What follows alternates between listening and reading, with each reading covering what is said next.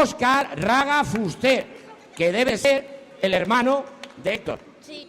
En la familia, ¿qué pasa? Que papá y mamá dijeron primero hacemos un portero y después hacemos un delantero. Bueno, no es así. Pégate al micro y mira para allá. No es así. No, a ver, explícamelo tú. Yo nací primero. Ah, tú naciste primero. Y como mis padres quisieron tener otro para que no me aburriera, pues... Ah, para que tú no te aburrieras. Un fuerte aplauso, es un fenómeno, auténtico fenómeno. O sea, que te tuvieron aquí, a ver si yo lo he entendido. Y Sí. entonces, para que no te aburrías, dijeron, vamos a tener otro que la compañía. Sí, Y ya tuviste al otro, a Héctor, sí. ¿no? Y bueno, y si tú eres portero, ¿por qué tu hermano es delantero? No lo sé. ¿No lo sabes? ¿Tú cuánto tiempo llevas en la escuela?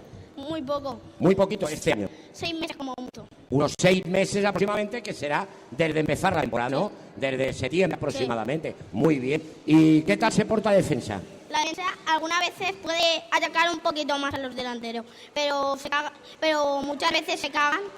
Ahí te he visto muy bien, hombre. A ver si os enteráis los de la defensa.